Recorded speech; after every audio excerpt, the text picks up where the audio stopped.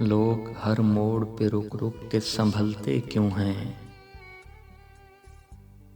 इतना डरते हैं तो फिर घर से निकलते क्यों हैं? मैं कदा ज़र्फ़ के मयार का पैमाना है, खाली शीशों की तरह लोग उछलते क्यों हैं? मोड़ होता है जवानी का संभलने के लिए, और सब लोग यहीं आके फिसलते क्यों हैं?